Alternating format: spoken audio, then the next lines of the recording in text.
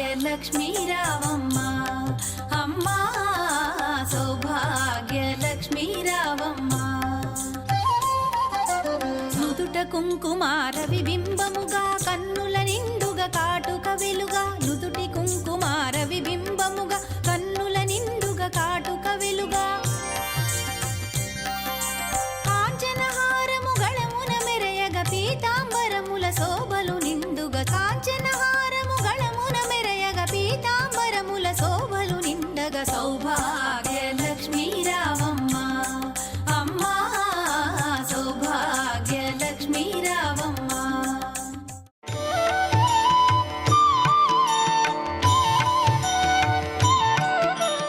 ఓం శ్రీ గురుభ్యో నమః.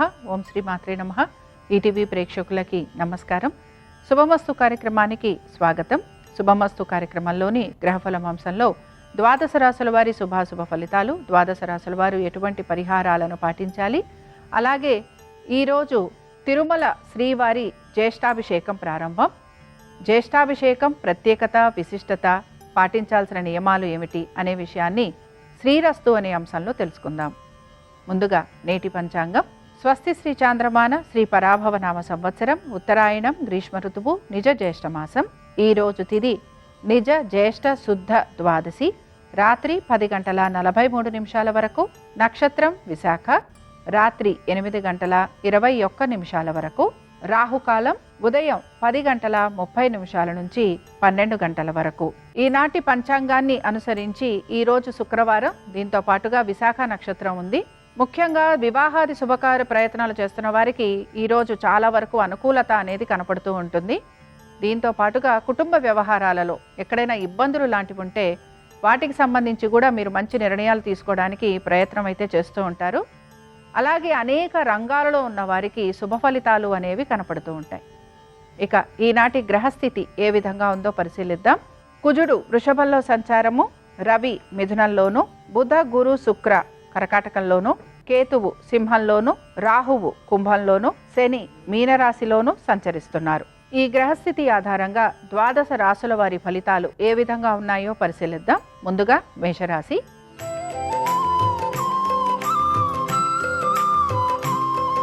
మేషరాశి వారు మీరు గనక నూతన కార్యక్రమాల గురించి ఆలోచన చేస్తూ ఉంటే అందులో మీకు అనుకూలత అనేది కనపడుతూ ఉంటుంది. మీ యొక్క స్నేహితులతోటి, బంధువులతోటి సమయాన్ని గడపడానికి ఎక్కువగా మీరు ప్రయత్నం అనేది చేస్తూ ఉంటారు. దైవ సంబంధమైన కార్యక్రమాలలో పాలు పంచుకుంటూ ఉంటారు. మేషరాశికి చెందిన అశ్విని నక్షత్రం వారు ఈరోజు ఆధ్యాత్మిక చింతన, భావన కలిగి ఉండటం, దాన ధర్మాలు చేయటం, వీటన్నిటితో పాటు వృత్తి, ఉద్యోగ, వ్యాపారాల రీత్యా మార్పుల గురించి మీరు ఎక్కువగా ప్రయత్నం అనేది చేస్తూ ఉంటారు. భరణి నక్షత్రం వారికి ఆర్థిక అనుకూలత అనేది గోచరిస్తోంది. అయితే నూతన గృహము లేదా నూతన స్థలాల గురించి మీరు ఎక్కువగా ఆలోచన చేసే అవకాశాలు అయితే గోచరిస్తున్నాయి. కృతికా నక్షత్రం వారికి దూర ప్రయాణాలు చేయడానికి ఆసక్తిని మాత్రం కనబరుస్తూ ఉంటారు. ఉద్యోగస్తులు స్థానచలనము, బదిలీలు, వీటి గురించి ఎక్కువగా ప్రయత్నం చేయటం అనేది గోచరిస్తోంది. మీ జీవిత భాగస్వామికి వృత్తి, ఉద్యోగ, వ్యాపారాల రీత్యా మార్పులు ఉండే అవకాశాలు ఎక్కువగా ఉంటాయి. మేషరాశికి చెందిన వారు ఈరోజు శ్రీ సూక్తం చదవటం, వినటం, అమ్మవారి దర్శనం మీకు శుభ ఫలితాలను కలిగిస్తుంది. అనుకూలించే దిక్కు తూర్పు, కలిసొచ్చే రంగు ఎరుపు, అదృష్ట సంఖ్య 4.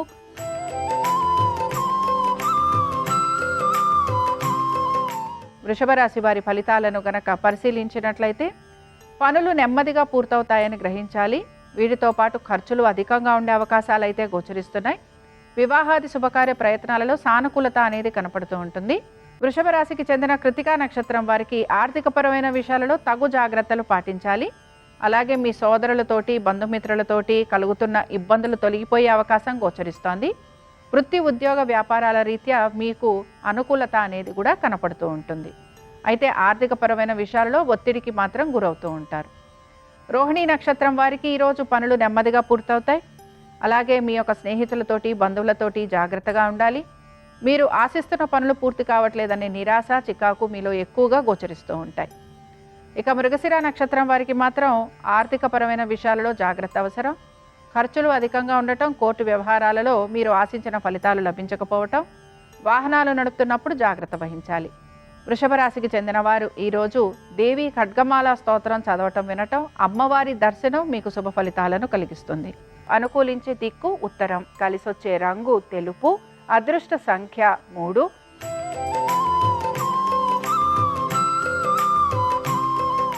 మిథున రాశి వారి ఫలితాలను గనక పరిశీలించినట్లయితే వివాహాది శుభకార్య ప్రయత్నాలు చేసే అవకాశాలు గోచరిస్తున్నాయి. వృత్తి ఉద్యోగ వ్యాపారాల రీత్యా మార్పుల గురించి మీరు ప్రయత్నం అనేది మాత్రం చేస్తూ ఉంటారు. నూతన భాగస్వామ్యం గురించి ఆలోచన చేసే అవకాశాలు గోచరిస్తున్నాయి.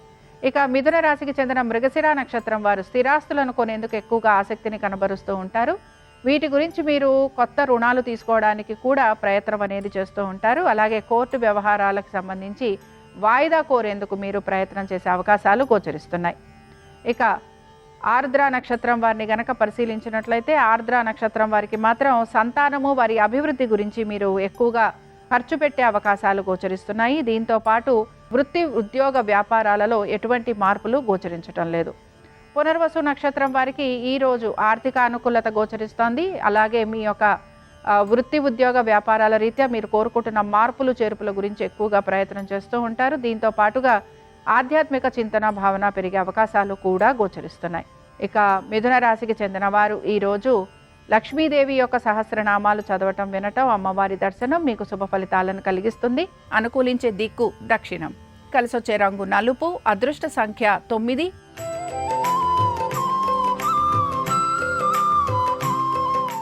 కర్కాటక రాశి వారి ఫలితాలను గనక పరిశీలించినట్లయితే కర్కాటక రాశి వారికి సంతానము వారి అభివృద్ధి గురించి ఎక్కువగా మీరు ఆలోచన అయితే చేస్తూ ఉంటారు. అలాగే దీంతో పాటు ఆర్థికపరమైన విషయాల గురించి కూడా ఆలోచన చేసే అవకాశాలు గోచరిస్తున్నాయి. మీ ఆరోగ్యం గురించి తగు జాగ్రత్తలు పాటించాలి.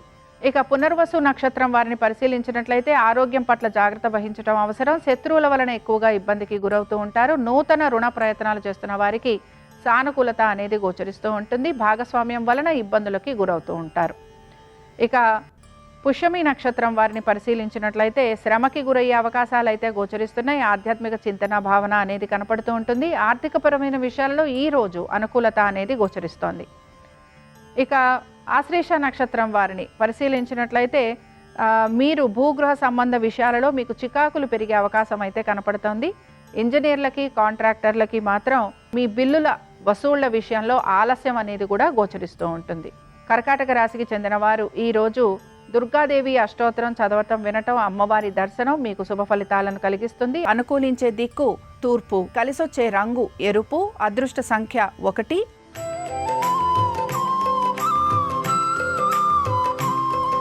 సింహరాశి వారి ఫలితాలను గనక పరిశీలించినట్లయితే కుటుంబ శ్రేయస్సు గురించి ఎక్కువగా ఆలోచన అనేది గోచరిస్తోంది. రైతులకి ఎక్కువగా శ్రమ అనేది కనపడుతూ ఉంటుంది. దీంతో పాటు నూతన భూగృహ సంబంధ విషయాలలో సానుకూలమైన మార్పులు చేర్పులు గోచరిస్తున్నాయి. ఇక సింహరాశికి చెందిన మఖా నక్షత్రం వారికి కుటుంబ సభ్యుల మధ్యన ఎక్కువగా మీకు ఇబ్బందులు అనేవి కనపడుతూ ఉంటాయి. అలాగే ఏకీభావం కోసం మీరు ఎక్కువగా ప్రయత్నం అనేది చేస్తూ ఉంటారు. మీరు వృత్తి వ్యాపార పరంగా ఈరోజు పెద్దగా మార్పులు ఉండే అవకాశాలు అయితే గోచరించటం లేదు. పుబ్బా నక్షత్రం వారికి మాత్రం ఉద్యోగస్తులకి అనుకూలత అనేది గోచరిస్తోంది. ప్రభుత్వ రంగాలలో ఉన్న వారికి సానుకూలమైన మార్పులు కనపడుతున్నాయి. మీరు చేసే ప్రతి పనిలోనూ కూడా మీకు గౌరవ మర్యాదలు పెరిగే అవకాశాలు గోచరిస్తున్నాయి. ఉత్తరా నక్షత్రం వారికి మాత్రం ఆర్థిక అనుకూలత అనేది గోచరిస్తోంది. సంతానానికి అనుకూలమైన స్థితిగతులు కనపడుతున్నాయి. దీంతో పాటు నూతన పెట్టుబడుల వలన ఆర్థికంగా మీకు అనుకూలమైన మార్పులు చేర్పులు గోచరిస్తూ ఉంటాయి. సింహరాశికి చెందిన వారు ఈరోజు లక్ష్మీనారాయణ స్తోత్రాన్ని చదవటము అలాగే అమ్మవారి దర్శనం మీకు శుభ ఫలితాలను కలిగిస్తుంది. అనుకూలించే దిక్కు నైరుతి.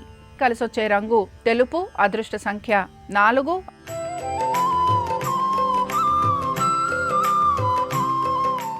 కన్యారాశి వారి ఫలితాలను గనక పరిశీలించినట్లయితే పనుల విషయంలో ఆలస్యం అనేది మీకు గోచరిస్తూ ఉంటుంది. దీంతో పాటు వ్యాపారస్తులకి కూడా ఈరోజు ప్రత్యేకించి ఎటువంటి మార్పులు చేర్పులు గోచరించడం లేదు. కన్యారాశికి చెందిన ఉత్తరా నక్షత్రం వారిని గనక పరిశీలించినట్లయితే శ్రమకి తగిన ఫలితం కోసం ఎక్కువగా ప్రయత్నం చేస్తూ ఉంటారు. కాంట్రాక్టర్లు, బిల్డర్సు, ఫైనాన్స్ రంగాల్లో ఉన్నవారు, దీంతో పాటు ప్రభుత్వ ఉద్యోగస్తులు అందరూ కూడా ఈరోజు శ్రమకి గురయ్యే అవకాశాలు గోచరిస్తూ ఉంటాయి. హస్త నక్షత్రం వారిని గనక పరిశీలించినట్లయితే హస్త నక్షత్రం వారికి మాత్రం బంధువుల్ని మిత్రుల్ని కలిసే అవకాశం అయితే గోచరిస్తూ ఉంటుంది. అలాగే మీరు కొత్త ఆలోచనలు లేదా కొత్త పనులు ప్రారంభించడానికి ఎక్కువగా ఉత్సాహాన్ని కనబరుస్తూ ఉంటారు. ఇక చిత్తా నక్షత్రం వారిని పరిశీలించినట్లయితే చిత్తా నక్షత్రం వారికి మాత్రం మీరు దూర ప్రయాణాలు చేయడానికి ఎక్కువగా ఆసక్తిని కనబరుస్తూ ఉంటారు. మీ పాత వ్యవహారాలు ఏవైతే ఉన్నాయో ఇవన్నీ కూడా వాయిదా పడే అవకాశాలు గోచరిస్తున్నాయి. రావాల్సిన బకాయిలపైన మీరు శ్రద్ధాశక్తుల్ని కనబరచాలి. కన్యా రాశి వారు ఈరోజు దుర్గా సప్తశ్లోకి చదవడం, వినటం, అమ్మవారి దర్శనం మీకు శుభ ఫలితాలను కలిగిస్తుంది. అనుకూలించే దిక్కు పడమర, కలిసొచ్చే రంగు పసుపు, అదృష్ట సంఖ్య 2.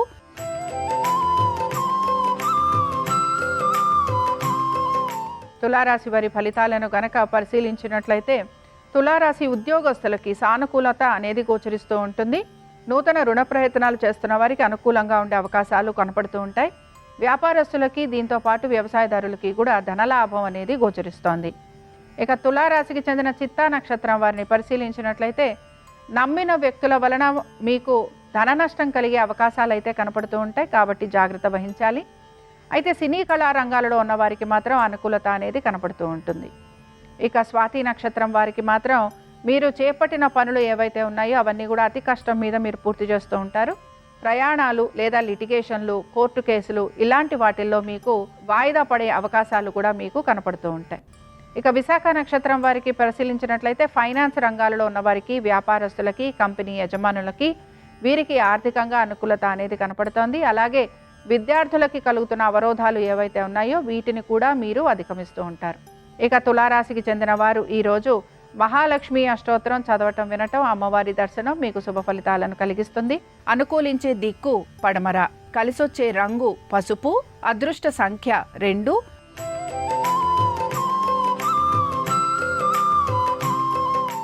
వృశ్చిక రాశి వారి ఫలితాలను గనక పరిశీలించినట్లయితే వృశ్చిక రాశి విద్యార్థులకి అసంతృప్తి అనేది ఎక్కువగా గోచరిస్తూ ఉంటుంది.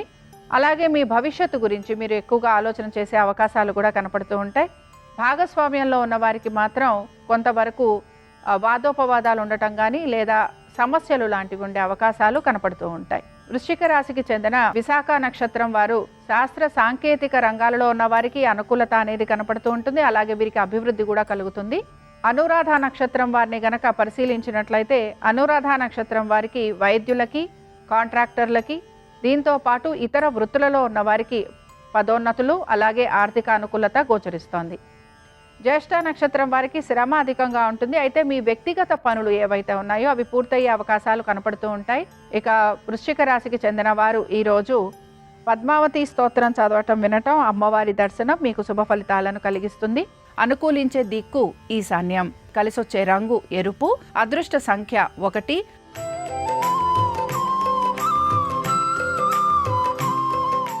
ధనురాశి వారి ఫలితాలను గనక పరిశీలించినట్లయితే ధనురాశి వారికి ఆర్థికంగా అనుకూలమైన స్థితిగతులు గోచరిస్తున్నాయి. దీంతో పాటు వృత్తి, ఉద్యోగ, వ్యాపారాల్లో సానుకూలమైన మార్పులు, చేర్పులు ఆనందాన్ని కలిగిస్తాయి. ధనురాశికి చెందిన మూలా నక్షత్రం వారికి మీ యొక్క ప్రత్యర్థులపైన విజయాన్ని సాధిస్తారు. కోర్టు విషయాలలో కూడా సానుకూలమైన మార్పులు అనేవి కనపడుతున్నాయి. శారీరక, మానసిక ఇబ్బందులని అధిగమిస్తారు. పూర్వాషాఢ నక్షత్రం విద్యార్థులకి శ్రమ అధికంగా ఉంటుంది. అయితే నూతన పెట్టుబడుల వైపు ఆసక్తిని కనబరుస్తారు. ఉత్తరాషాఢ నక్షత్రం వారికి మాత్రం భాగస్వామ్యంలో లాభం అనేది గోచరిస్తూ ఉంటుంది. ఆకస్మికంగా ప్రయాణాలు లాంటివి ఉండే అవకాశాలు గోచరిస్తున్నాయి. శారీరకపరమైన ఇబ్బందులు ఉంటాయి గనక జాగ్రత్తగా ఉండాలి. ధనురాశికి చెందిన వారు ఈరోజు కనకధార స్తోత్రం చదవటం, వినటం, అమ్మవారి దర్శనం వీరికి శుభ ఫలితాలను కలిగిస్తుంది. అనుకూలించే దిక్కు తూర్పు, కలిసొచ్చే రంగు ఎరుపు, అదృష్ట సంఖ్య 1.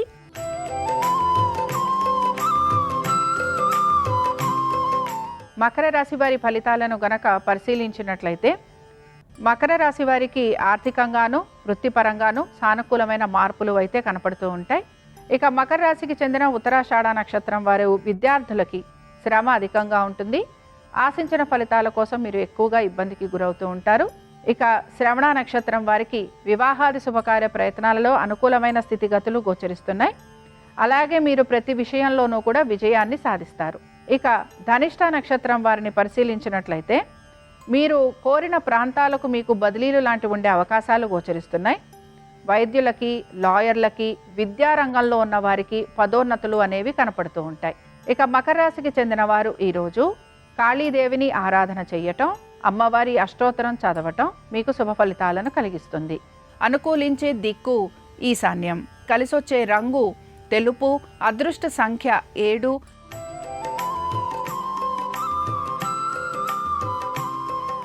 కుంభరాశి వారి ఫలితాలను గనక పరిశీలించినట్లయితే కుంభరాశి వారికి ఆర్థికంగా ప్రయోజనకరంగా ఉంటుంది. దీంతో పాటు అనేక విషయాలలో పడుతున్న ఇబ్బందులు ఏవైతే ఉన్నాయో ఇవన్నీ కూడా మీకు ఒక కొలిక్కి వచ్చేందుకు అవకాశం అనేది గోచరిస్తోంది. కుంభరాశికి చెందిన ధనిష్ట నక్షత్రం వారిని పరిశీలించినట్లయితే విద్యార్థులకి ప్రోత్సాహం అనేది లభిస్తూ ఉంటుంది. అలాగే పనులన్నీ కూడా ఉత్సాహంగా పూర్తి చేయడానికి ప్రయత్నిస్తారు.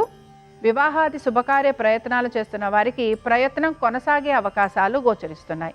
శతభిష నక్షత్రం వారిని పరిశీలించినట్లయితే సోదరులతోటి ఇబ్బందులు అనేవి గోచరిస్తున్నాయి. వీటితో పాటుగా వృత్తి ఉద్యోగ వ్యాపారాలలో ఎక్కువగా మీరు శ్రమించాల్సిన పరిస్థితులు కనపడుతూ ఉంటాయి. భాగస్వామ్యం వలన ఆర్థికపరమైన నష్టాన్ని చూసే అవకాశాలు గోచరిస్తున్నాయి. పూర్వభాద్ర నక్షత్రం వారిని పరిశీలించినట్లయితే వివాహాది శుభకార్య ప్రయత్నాలలో ప్రయత్నం కొనసాగే అవకాశాలుంటాయి. అలాగే స్థిరపడే అవకాశాలు కూడా మీకు గోచరిస్తూ ఉంటాయి. అయితే మీరు చేసే ప్రతి పనిలోనూ కూడా మీకు సంతృప్తి అనేది కలుగుతూ ఉంటుంది. కుంభరాశికి చెందిన వారు ఈరోజు దేవీ భుజంగ స్తోత్రం చదవటం, వినటం, అమ్మవారి దర్శనం వీరికి శుభ ఫలితాలను కలిగిస్తుంది. అనుకూలించే దిక్కు నైరుతి. కలిసొచ్చే రంగు తెలుపు. అదృష్ట సంఖ్య 4.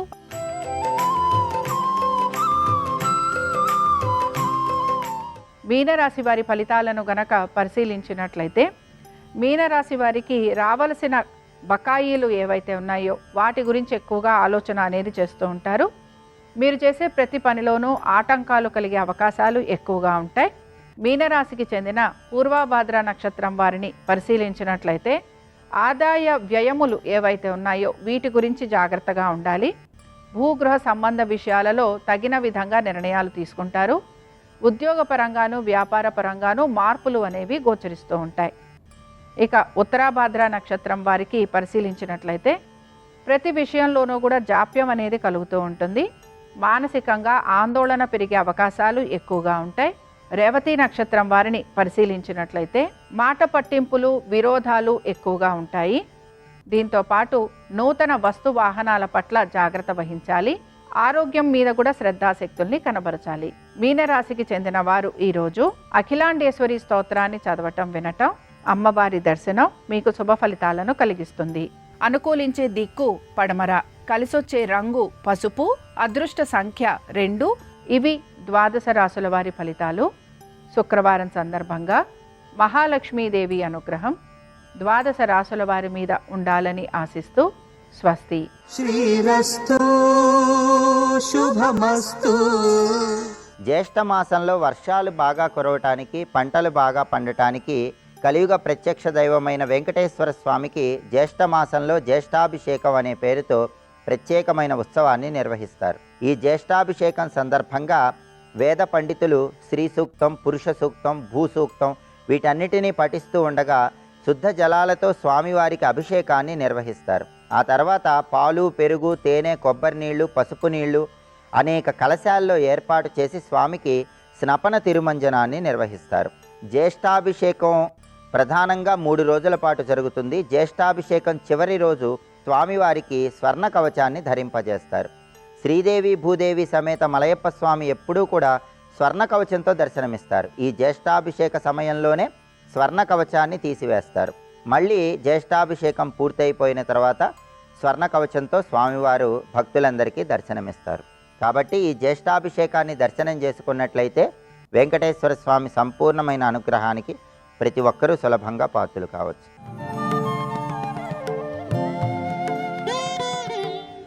భిక్షాం దేహి కృపావలంబనకరీ మాతా అన్నపూర్ణేశ్వరీ, మాతా అన్నపూర్ణేశ్వరీ. ఆయన బాహ్యమైనటువంటి అందానికి కాదు వశపడినవాడు. అపర్ణయై ఆకులు కూడా తినడం మానేసేసి ఆమె గొప్ప తపస్సు చేసి ఎండిపోతే అంతఃసౌందర్యమునకు ఆకర్షితుడై నిన్ను నేను భార్యగా స్వీకరిస్తానని వచ్చి తాళి కట్టాడు. ఇప్పుడు ఆవిడ ఏం చేసింది? తాళి కట్టి ఆయన్ని తీసుకొచ్చి పక్కన భర్తగా కూర్చోబెట్టుకుంది. ఆయన్ని ఆవిడ అలా భర్తగా కూర్చోబెట్టుకుంది కాబట్టి వాళ్ళు జగత్తుకు జననీ జనకులై మనందరికీ శరీరములు వచ్చాయి. మనందరం శరీరములను పొందాం కాబట్టి ఈ శరీరంతో మనం ఏం చేస్తున్నామంటే చేయవలసిన కార్యములు చేసి పుణ్యములు సముపార్జిస్తున్నాం. గత జన్మములో చేసినటువంటి పాపములు ఏ ఉన్నాయో ఆ పాపములను పోగొట్టుకునేటటువంటి ప్రయత్నం చేస్తున్నాం. దానికి శరీరం కావాలా వద్దా?